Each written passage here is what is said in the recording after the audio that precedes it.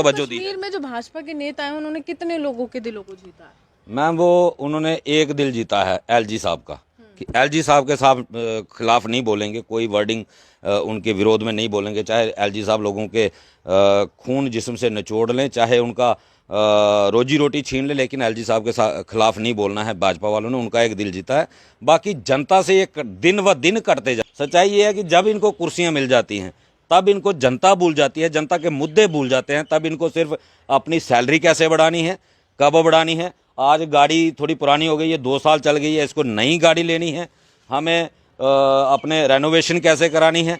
Madam ये देखो कितना गुमराह करते हैं कि हमने उज्ज्वला योजना लाई और सिलेंडर जो है 3 गुना रेट बढ़ा दिया, मेरे से 3 गुना रेट लेके आपको सिलेंडर दे दिया और क्रेडिट खुद ले रहे हैं। जनता इतनी बेवकूफ़ थोड़ी रह गई है।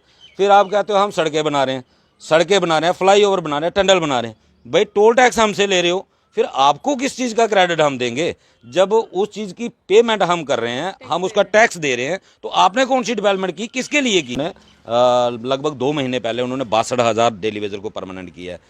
अशोक गहलोत जी हैं राजस्थान में, वो करप्ट सरकार के मुख्यमंत्री हैं, जिनको बीजेपी वाले टैग देते हैं कि ये करप्ट सरकारें हैं। उन्होंने 34,000 लोगों को परमानेंट किया। 12,500 केजरीवाल सरकार ने कर दिया। सुक्खू सरकार ने अभी पुरानी पेंशन की घोषणा कर दी। अगर ये लोग कर सकते हैं तो भारतीय जनता पार्टी को क्यों तकलीफ है, मुझे ये समझ नहीं आई। आज बीजेपी जम्मू कश्मीर की जो यूनिट है, उनके लिए मेरा एक स्पष्ट संदेश और मैसेज है। कर्नाटका में मोदी जी का जादू फेल हो गया, दिल्ली एमसीडी में मोदी जी का जादू नहीं चला, पंजाब में नहीं चला, हिमाचल में नहीं चला, जम्मू में भी नहीं चलेगा। आपको जनता के हित के लिए, अगर आप चाहते हो कि आपको जनता को फेस करने में परेशानी ना हो, और आपको सिर्फ बीजेपी वाले मैंडेट दे सकते हैं, आपको टिकट बीजेपी वाले दे सकते हैं, उसके ऊपर मोहर जो लगेगी वो जनता ने लगानी है। आज भी आपके पास मौका है जनता के मुद्दों के लिए। अगर आपकी सुनवाई नहीं हो रही, जैसा कि ये कहते हैं कि हमारी सुनवाई नहीं हो रही, एलजी की साहब की सरकार है। मैं परसों ही आपके चैनल पे मेरा जब इंटरव्यू हुआ, उसके आधे घंटे के बाद प्रदेश अध्यक्ष रविंद्र रैना जी का इंटरव्यू मैंने एक चैनल पे देखा, तो चैनल की तरफ से ये सवाल था कि क्या एलजी साहब के पास इनकी मांग नहीं पहुंची, तो उनका स्पष्ट कहना था कि मैं खुद 4 बार इस मुद्दे को लेकर एलजी साहब के पास जा चुका हूं।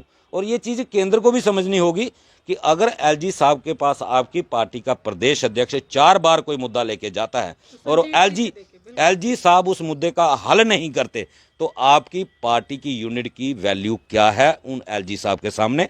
और इन लोगों को क्यों डर है, ये क्यों डरते हैं एलजी साहब से कि ये सड़कों पे क्यों नहीं आ सकते? जब आपकी सुनवाई नहीं हो रही तो खुल के आ जाओ ना लोगों के बीच में, क्योंकि वोट जनता देगी, ना एलजी देंगे ना केंद्र वाले सिर्फ आपको टिकट यस कर देंगे कि ये लो टिकट। लेकिन जिसको जनता पसंद करती है उसको किसी टिकट की जरूरत नहीं पड़ती, वो इंडिपेंडेंट भी जीता है, और ये वो दिल जीत लेता है, वो इंडिपेंडेंट भी जीत सकता है, उसको लोग घर में बिठा करके भी जिता सकते हैं। प्रधानमंत्री नरेंद्र मोदी लगातार कहते रहे हैं कि एक मोदी जो है वो सब पर भारी है, लेकिन यहाँ पर जनता ने बता दिया कौन किस पर भारी है।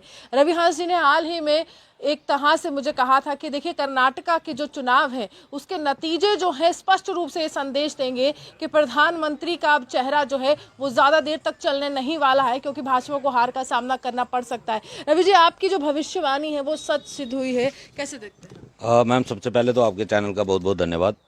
तो मैं कोई पंडित नहीं हूँ कि मैं भविष्यवाणी करूँ, लेकिन इनकी करतूतें ही इनके सामने आ रही हैं, और अहंकार जो होता है वो गिराता है इंसान को। और प्रधानमंत्री जी ने जो वर्डिंग पार्लियामेंट में यूज़ की थी, तो वो कहीं ना कहीं उन लोगों के लिए एक बहुत बड़ा धक्का था जो भारतीय जनता पार्टी के लिए दिन रात काम करते थे, जिनका कि पार्लियामेंट प्राइमरी मेंबरशिप भी बीजेपी के साथ नहीं थी। बहुत सारे भाजपा के लिए ऐसे लोग भी हैं जो सिर्फ और सिर्फ भाजपा लिए काम करते थे, लेकिन उनको कोई लेना देना नहीं था भाजपा के साथ। फिर जब उन लोगों को नज़रअंदाज करना, तो मुझे लगता है वो सबसे बड़ा एक गलत डिसीजन इनका था, तो उसका नतीजा इन्होंने भुगता। और दूसरा, एम्प्लॉइज़ कैडर जो होता है वो स्टेट की रीढ़ की हड्डी होता है, किसी भी स्टेट में होता है। एक तरफ हमारे मोदी जी कहते हैं कि एम्प्लॉइज़ को हम पेंशन नहीं दे सकते, उससे बजट बढ़ जाता है, तो दूसरी तरफ इनके एमएलए एमपी जो लोग हैं वो 5-5 पेंशनें लेते हैं। साथ लगती पंजाब स्टेट है, वहाँ पे एक शराबी चीफ मिनिस्टर है, जिसको कि भाजपा वाले कहते हैं कि वो शराबी है। वो चीफ मिनिस्टर आता है, वहाँ बदलाव करता है। वो सभी जितने भी उनके नेता पुराने थे वो सबको एक पेंशन के दायरे में लेके आते हैं, वो सबके लिए एक पेंशन लागू करते हैं। तो कहीं ना कहीं उन चीज़ों का डिफरेंस जो सामने आता है लोगों के, तो जनता तब जा कर के वोट करती है। अब भाजपा वालों ने तो एक ही कसम खा ली है